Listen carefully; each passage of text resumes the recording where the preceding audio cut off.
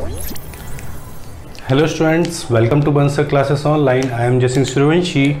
Last lecture में student हमने food chapter को कवर कर लिया था और हमने जितने भी फूड चैप्टर से रिलेटेड क्वेश्चंस के बनने की पॉसिबिलिटी थी उन सारे क्वेश्चंस को हमने चैप्टर के साथ साथ जब हम टॉपिक कवर कर रहे थे तो हमने क्वेश्चंस को देख लिया था। आज की क्लास में हम एक न्यू चैप्टर स्टार्ट करेंगे।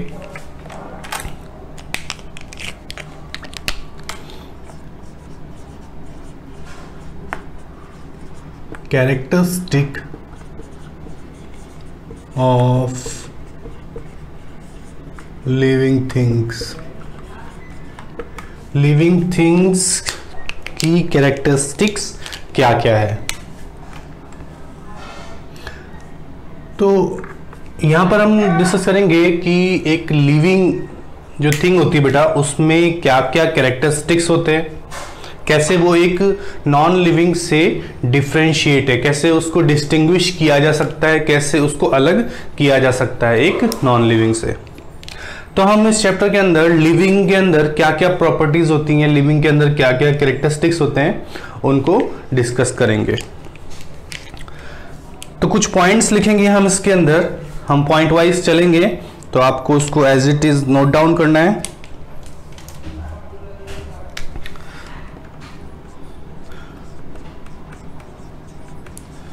Everything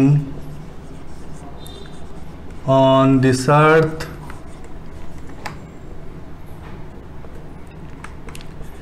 is made of matter। ठीक है, हमारी अर्थ पे जितनी भी थिंग्स हैं, जितनी भी चीज़ें हैं, वो सारी चीज़ें मैटर से मिलके बनी हैं। ठीक है, एटम से, मॉलिक्यूल से, इलेक्ट्रॉन से मिलके बने। ठीक है बेटा,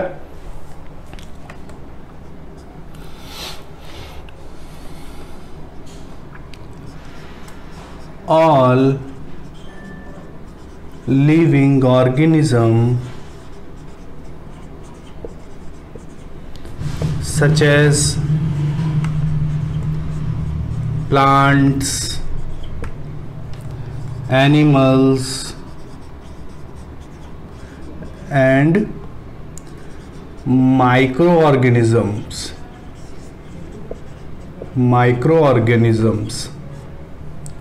such as एग्जाम्पल लिख रहा हूँ बेटा अंदर, जैसे बैक्टीरिया है ना, फंगस, और जैसे और एग्जाम्पल लिखते हैं हम बैक्टीरिया, फंगस, एल्गीज। ठीक है, all living organisms such as plants, animal and micro organisms are composed of cell. ठीक है, हमने फर्स्ट पॉइंट लिखा, everything on earth is made of matter. Earth पे जितने भी ऑर्गेनिज्म हैं, या फिर सॉरी जितने भी थिंग्स हैं, जितनी भी चीजें हैं, सारी चीजें किससे मिलके बनी है? मैटर से मिलके बनी। मैटर क्या होता है बेटा? एटम है ना, इलेक्ट्रॉन्स, ये सारी चीजें होती हैं। फिर जितने भी लिविंग थिंग्स है या फिर जितने भी लिविंग ऑर्गेनिजम्स हैं, जैसे कौन कौन से बेटा? प्लांट्स हो गए, एनिमल्स या फिर माइक्रो ऑर्गेनिज्म। प्लांट्स हैं हमारे सराउंडिंग जितने भी, ये प्लांट्स भी सेल से मिलके बने हैं। जितने भी एनिमल्स हैं वो भी सेल से मिलके बने हैं। या फिर जितने भी माइक्रो ऑर्गेनिजम्स हैं, जैसे यहाँ पर लिखा है मैंने बैक्टीरियाज, जैसे फंगस, जैसे एल्गीज, प्रोटोजोन्स, जैसे अमीबा, पैरामीशियम, यूग्लिना, ईस्ट, ये सारे जितने भी ऑर्गेनिज्म हैं ये सब सेल से मिलके बने हैं। ठीक है, तो मतलब हमें एक तो प्रॉपर्टी पता चल गई कि every living organism is composed of cell. ठीक है, तो सेल प्रेजेंट होती है। हमने देखा कि जितनी भी थिंग्स है हमारी अर्थ पे, उन सब में मैटर प्रेजेंट है ना। हमारी सेल के अंदर, हम लिविंग ऑर्गेनिज्म के अंदर सेल प्रेजेंट है, नॉन लिविंग में सेल एब्सेंट होती है। ठीक है, नॉन लिविंग में सेल्स नहीं होती है, एब्सेंट होती है। तो फर्स्ट आपको डिफरेंस समझ में आया एक लिविंग और नॉन लिविंग का। ठीक है, ये तो देख लिया हमने कि जितनी भी चीजें हमारी अर्थ पे प्रेजेंट है, जितनी भी चीजें, चाहे वो लिविंग हो चाहे नॉन लिविंग थिंग्स, सारी चीजें इस मैटर से मिलके बनी है, मतलब उनके अंदर भी एटम्स प्रेजेंट है, ठीक है, उनके अंदर भी इलेक्ट्रॉन्स प्रेजेंट है। लेकिन अगर हम लिविंग ऑर्गेनिज्म की बात करें स्पेसिफिकली, तो लिविंग ऑर्गेनिजम्स में सेल प्रेजेंट होती है, ठीक है। तो एक डिफरेंस आपको पता चल गया कि नॉन लिविंग थिंग्स के अंदर सेल प्रेजेंट नहीं होती है, लेकिन लिविंग ऑर्गेनिज्म की बॉडी के अंदर कम से कम एक सेल तो प्रेजेंट होनी ही चाहिए, तभी हम उसको लिविंग में कंसीडर कर सकते हैं। नोट डाउन कीजिए इसको।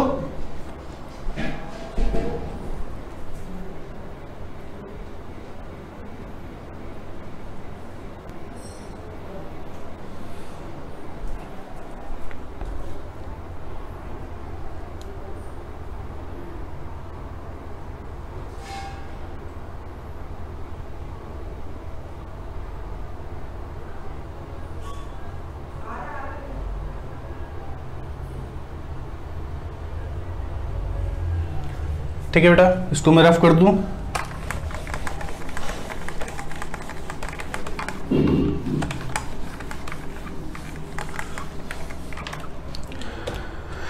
इसके बाद नेक्स्ट पॉइंट लिखते हैं हम,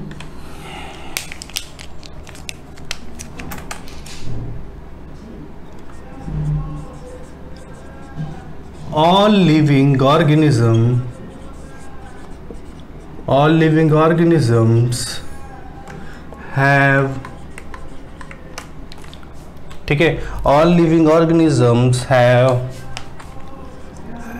at least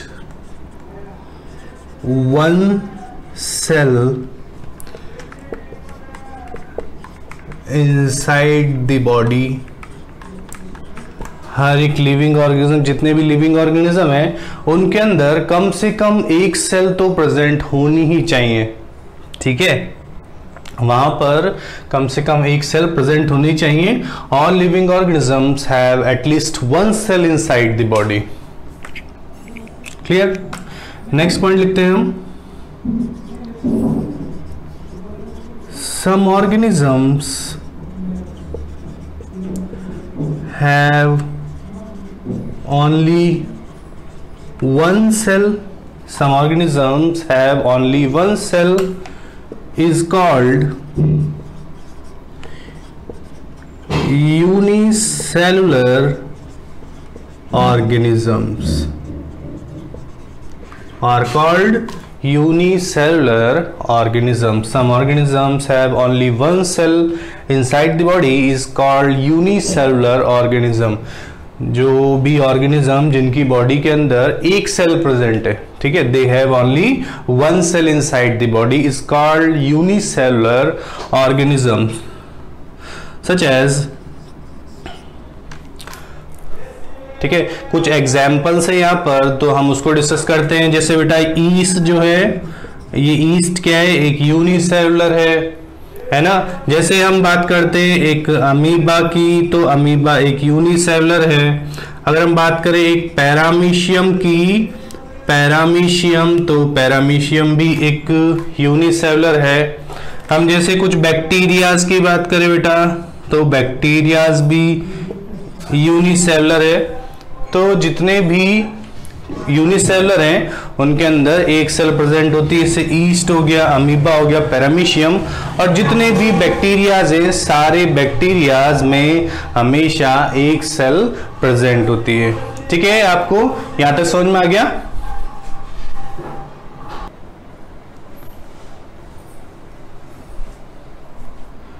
ठीक है बेटा, नोट डाउन कीजिए इसको। हमने लिखा कि जितने भी ऑर्गेनिजम्स है उनकी बॉडी के अंदर एटलीस्ट एक सेल प्रेजेंट होनी चाहिए, एटलीस्ट वन सेल। ठीक है, फिर जो भी कुछ ऐसे ऑर्गेनिज्म है जिनके अंदर वन सेल प्रेजेंट है उन्हें बोलते हैं हम यूनिसेलुलर ऑर्गेनिजम्स। जैसे example east, amoeba, paramecium and bacterias. ठीक है, कीजिए फटाफट note down.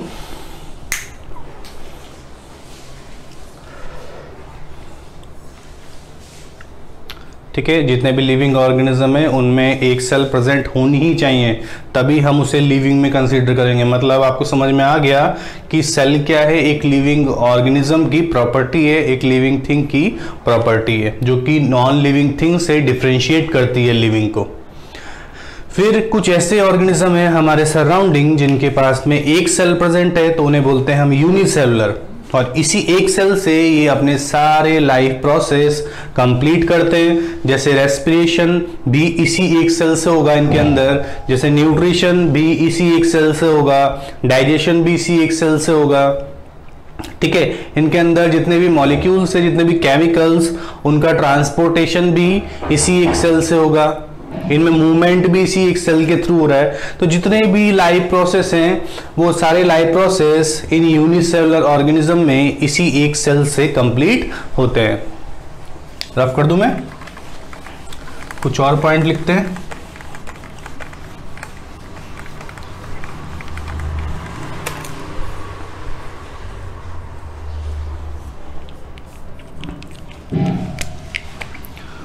Whereas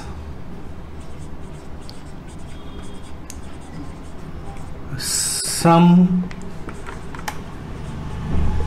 living organisms have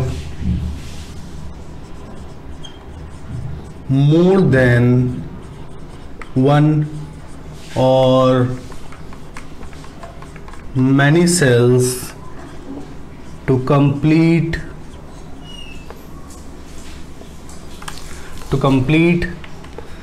their life process is called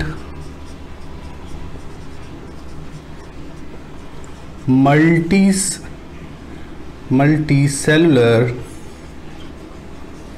organisms। ठीक है, तो जिन ऑर्गेनिज्म में बहुत सारी सेल्स प्रेजेंट है उन्हें बोलते हैं हम मल्टीसेलुलर ऑर्गेनिजम्स, such as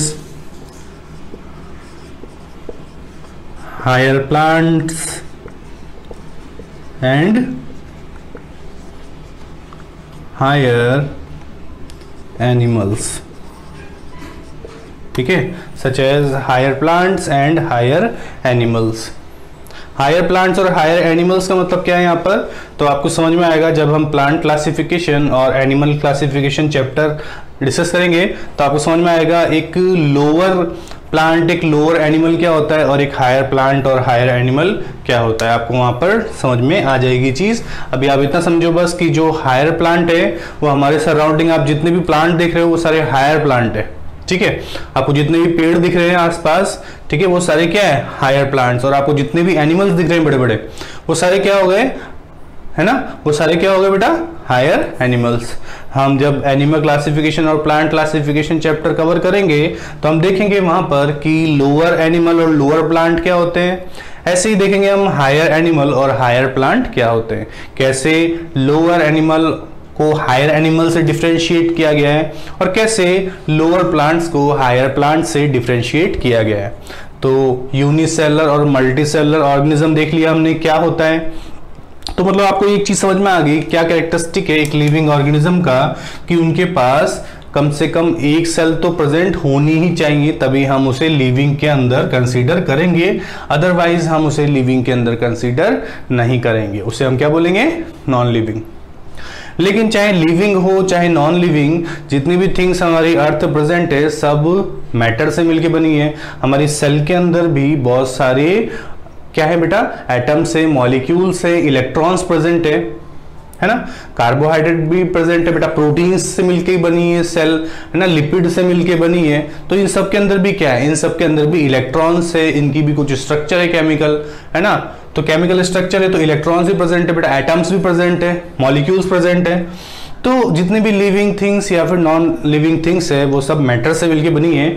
लेकिन एक हमने प्रॉपर्टी पढ़ी है लिविंग की जो कि नॉन लिविंग के अंदर नहीं होती, वो क्या है, प्रेजेंस ऑफ सेल, मतलब सेल प्रेजेंट होती है एक लिविंग के अंदर। फिर हमने यूनिसेलुलर पढ़ा, जिनके अंदर एक सेल प्रेजेंट होती है। कुछ ऐसे भी ऑर्गेनिज्म होते हैं जिनके अंदर बहुत सारी सेल्स प्रेजेंट है, उन्हें बोलते हैं हम मल्टी सेलुलर ऑर्गेनिजम्स।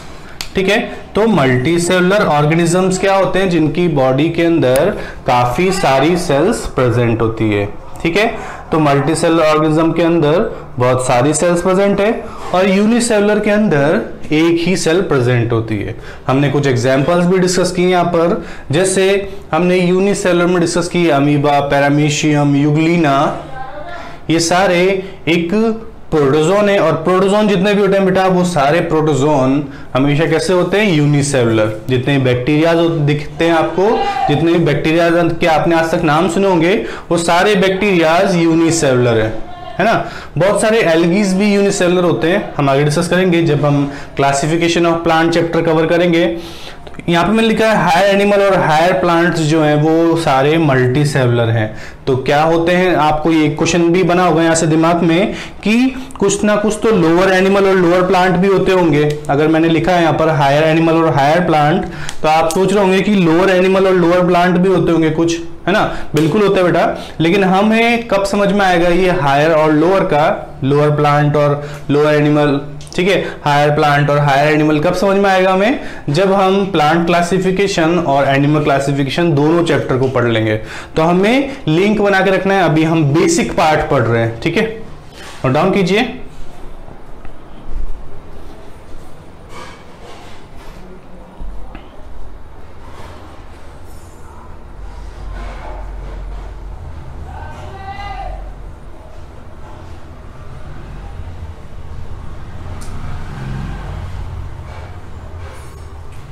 ठीक है बेटा, रफ कर रहा हूं मैं इसको।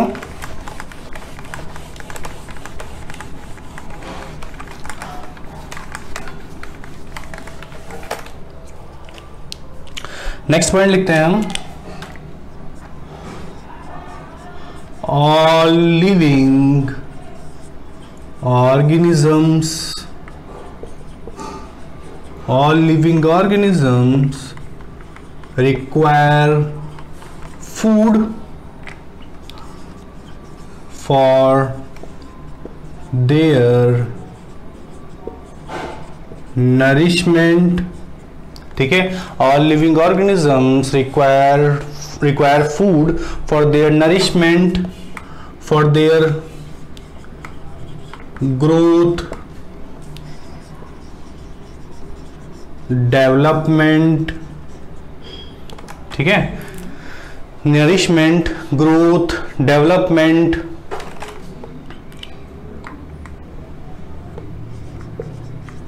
and for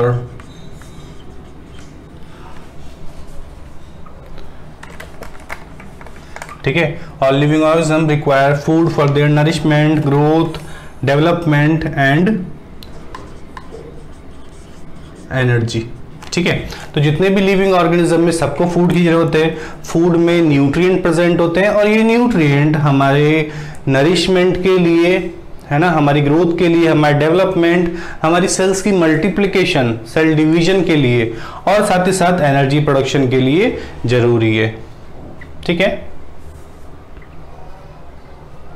तो इसको नोट डाउन कीजिए बेटा। जितने भी लिविंग ऑर्गेनिज्म है, सारे लिविंग ऑर्गेनिज्म को फूड की या फिर न्यूट्रिशन की जरूरत है ना। न्यूट्रिशन भी सिंपली बोल सकते हैं हम। तो प्रोसेस पता है आपको, न्यूट्रिशन प्रोसेस क्या होता है, हम पढ़ चुके हैं। तो all living organisms require food for their nourishment, growth, development and energy. तो न्यूट्रिशन की सारे लिविंग ऑर्गेनिज्म को जरूरत है, लिख लीजिए।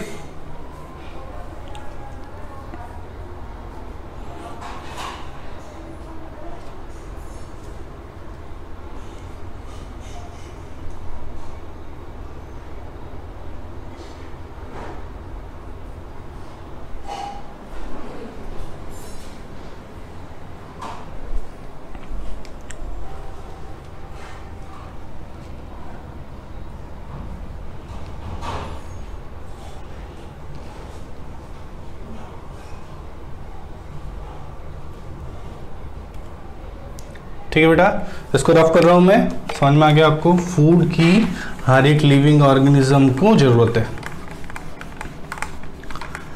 इसके बाद लिखेंगे हम नेक्स्ट, जितने भी लिविंग ऑर्गेनिज्म होते हैं बेटा वो रेस्पिरेशन प्रोसेस भी करते हैं, रेस्पिरेशन प्रोसेस भी करते हैं, है ना।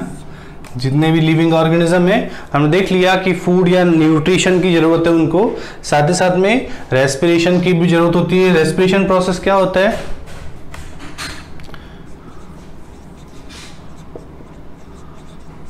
Respiration is a process in which complex food molecules,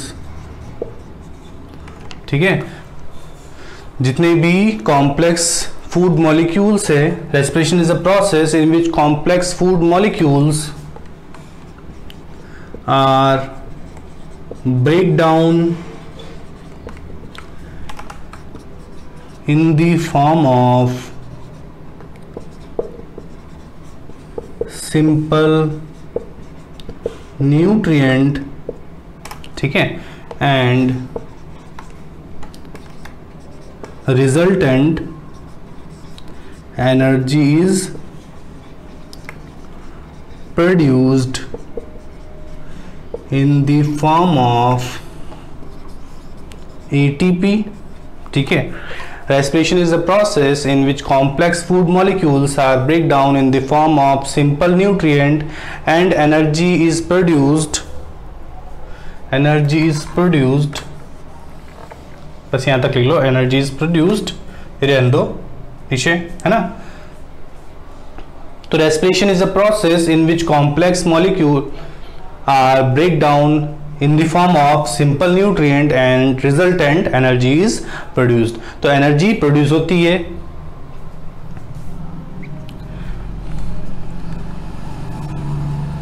there is exchange of gases between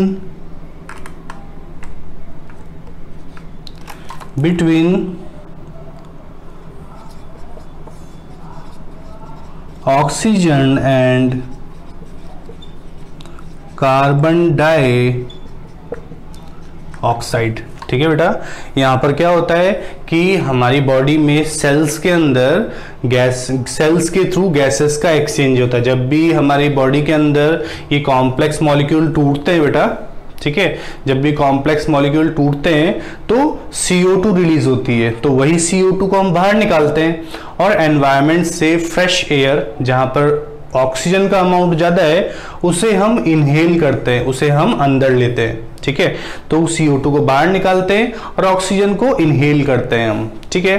तो यहाँ पर रेस्पिरेशन प्रोसेस में कॉम्प्लेक्स मॉलिक्यूल तो ब्रेक डाउन होते ही हैं, साथ ही साथ में गैसेस का एक्सचेंज भी होता है। तो यही जो ऑक्सीजन हमारी बॉडी के अंदर जाती है बेटा, ये इसी ऑक्सीजन से हमारे बॉडी के अंदर या सेल्स में जितने भी कॉम्प्लेक्स मॉलिक्यूल्स हैं, ये कॉम्प्लेक्स मॉलिक्यूल ब्रेक डाउन होते हैं और ब्रेक डाउन होते ही CO2 प्रोड्यूस होती है जिसे हम बाहर रिलीज कर देते हैं और वही CO2 को दोबारा से प्लांट यूज करते हैं फॉर फोटोसिंथेसिस प्रोसेस, ठीक है। फोटोसिंथेसिस प्रोसेस के लिए CO2 बहुत जरूरी है, हमने डिस्कस किया था। तो CO2 को प्लांट्स दोबारा से एब्जॉर्ब कर लेते हैं, क्लियर, और बदले में जो ऑक्सीजन रिलीज करते हैं उस ऑक्सीजन को हम इनहेल कर लेते हैं। तो हम एक दूसरे पे डिपेंड है, प्लांट्स हम पे डिपेंड है और हम प्लांट्स पे डिपेंड है, ठीक है, क्योंकि हमसे CO2 मिलती है। हम जब रेस्पिरेशन करते हैं या ब्रीथिंग करते हैं, इस प्रोसेस को बोलते हैं बेटा, इस प्रोसेस को स्पेसिफिकली बोलते हैं ब्रीथिंग, जहां पर हम गैसेस का एक्सचेंज करते हैं, ठीक है। और ये जो प्रोसेस लिखा है बेटा मैंने, जहां पर कॉम्प्लेक्स मॉलिक्यूल टूटते हैं और सिंपल मॉलिक्यूल में बदल जाते हैं, तो इस प्रोसेस को बोलते हैं हम सेल्यूलर रेस्पिरेशन। क्या बोलते हैं बेटा? सेल्यूलर रेस्पिरेशन, क्योंकि सेल्स के अंदर प्रोसेस होता है। ये वाला रेस्पिरेशन का ये वाला जो पार्ट है ये सेल्स के अंदर होता है, इसलिए इसको बोलते हैं सेल्यूलर रेस्पिरेशन, क्लियर, जहां पे कॉम्प्लेक्स मॉलिक्यूल टूटते हैं और सिंपल मॉलिक्यूल में बदल जाते हैं। तो जब भी कॉम्प्लेक्स मॉलिक्यूल टूट के सिंपल मॉलिक्यूल में बदलते हैं बेटा, तब CO2 रिलीज होती है ना, और वाटर मॉलिक्यूल्स रिलीज होते हैं। कभी आपने एक मिरर लेके आपने उसकी तरफ में अगर आपने जो एयर है उसको एक्सेल किया होगा तो आपने देखा होगा छोटे छोटे से मिरर के ऊपर छोटे छोटे से ड्रॉपलेट्स बन जाते हैं, ठीक है। तो आपके अंदर से क्या निकलते हैं, जब CO2 बाहर रिलीज होती है तो साथ साथ वाटर मॉलिक्यूल्स भी रिलीज होते हैं, ठीक है। आपने एक मिरर के सामने अगर आप एयर को ब्लो करोगे तो क्या होगा, वहां पर मिरर के ऊपर आपको छोटी छोटी वाटर की ड्रॉपलेट्स दिखेगी। तो ये भी प्रूफ है एक। तो ये सेकंड वाला जो पार्ट लिखा है मैंने, जहां पर यहाँ दिखा रखा है मैंने आपको कि गैसेस का एक्सचेंज होता है। हम क्या करते हैं, प्लांट जब फोटोसिंथेसिस करते हैं तो ऑक्सीजन गैस रिलीज करते हैं, उस ऑक्सीजन को हम क्या करते हैं, इनहेल करते हैं। और जब हमारे बॉडी के अंदर ब्रेकडाउन होता है कॉम्प्लेक्स मॉलिक्यूल का तो CO2 रिलीज होती है। उस CO2 को प्लांट फोटोसिंथेसिस प्रोसेस के लिए यूज करते हैं। तो हम एक दूसरे पे डिपेंड है, प्लांट से हमें ऑक्सीजन मिलती है और हमसे प्लांट को क्या मिलता है, कार्बन डाइऑक्साइड। तो हम जो इनहेल करते हैं गैस वो है ऑक्सीजन और जो रिलीज करते हैं वो क्या है, CO2। ऐसे भी प्लांट भी जब रेस्पिरेशन करते हैं बेटा तो प्लांट भी क्या करते हैं, प्लांट भी इनहेल कौन सी करेंगे, ऑक्सीजन, और एक्सहेल कौन सी करेंगे, कार्बन डाइऑक्साइड। तो हम जैसे रेस्पिरेशन करते हैं प्लांट भी रेस्पिरेशन करते हैं। तो लिविंग ऑर्गेनिज्म की एक ये भी बहुत जरूरी प्रॉपर्टी है कि लिविंग ऑर्गेनिज्म जितने भी है वो सब रेस्पिरेशन करते हैं, चाहे एक प्लांट हो बेटा, चाहे एक एनिमल हो, चाहे कोई भी माइक्रो ऑर्गेनिज्म हो, सब रेस्पिरेशन करते हैं। क्योंकि बिना रेस्पिरेशन के एनर्जी प्रोड्यूस नहीं हो सकती है और बिना एनर्जी के हम कोई भी एक्टिविटी या डे टू डे जितनी भी एक्टिविटीज होती है उनको परफॉर्म नहीं कर सकते। नोट डाउन कीजिए।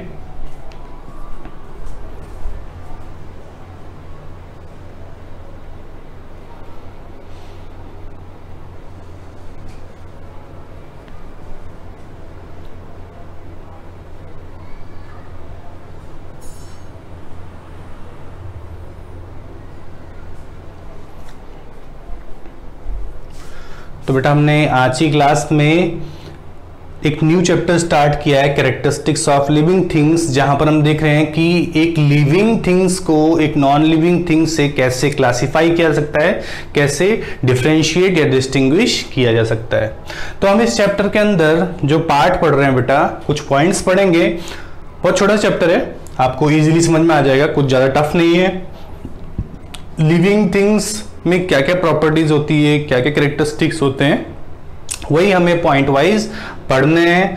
तो हमने आज की क्लास में सेल के बारे में पढ़ लिया। एक तो सेल बहुत ही इंपॉर्टेंट एक प्रॉपर्टीज है जितने भी लिविंग ऑर्गेनिज्म है। इसके बाद में न्यूट्रिशन बहुत ही इंपॉर्टेंट है, न्यूट्रिशन है ना। इसके बाद में हमने पढ़ा कि रेस्पिरेशन बहुत इंपॉर्टेंट है, जहां पर कॉम्प्लेक्स मॉलिक्यूल ब्रेकडाउन होके एनर्जी की फॉर्म में प्रोड्यूस होते हैं। और आपको पता है कि एनर्जी ATP की फॉर्म में बनती है, एडिनोसिन ट्राइफॉस्फेट की फॉर्म में। और जितने भी गैसेस का एक्सचेंज होता है वो होता है CO2 और O2 के बीच में, ऑक्सीजन और कार्बन डाइऑक्साइड के बीच में। तो जितने भी लिविंग ऑर्गेनिज्म है वो सब रेस्पिरेशन करते हैं, उन सब में न्यूट्रिशन होता है, उन सब में सेल प्रेजेंट है। हमने यूनिसेलुलर और मल्टीसेलुलर ऑर्गेनिज्म के बारे में बात करी कि यूनिसेलुलर ऑर्गेनिज्म में एक सेल प्रेजेंट होती है और जितने भी मल्टीसेलुलर ऑर्गेनिज्म है उनके अंदर एक से ज्यादा कितनी भी सेल्स प्रेजेंट हो सकती हैं, ठीक है। उनके अंदर 10 सेल्स हो सकती है, उनके अंदर अराउंड 1000 सेल हो सकती है, उनके अंदर मिलियन बिलियन या ट्रिलियन सेल्स भी हो सकती हैं, ठीक है। जैसे हमारे ह्यूमंस के अंदर अराउंड 26 ट्रिलियन सेल्स प्रेजेंट है। तो हम क्या है, मल्टी सेलुलर ऑर्गेनिज्म। तो आज की क्लास में हम इतना ही पार्ट कवर करेंगे। इसके आगे का पार्ट हम नेक्स्ट लेक्चर में कवर करते हैं बेटा। जितना भी हमने लिखा है आपको अच्छे से उसको नोट डाउन करना है और जितने भी आपने कंटेंट पढ़ लिया है उससे रिलेटेड अगर आपके एक्सरसाइज में क्वेश्चन है तो आप उसे प्रैक्टिस कर सकते हैं। मिलते हैं नेक्स्ट लेक्चर में, तब तक के लिए take care and good luck.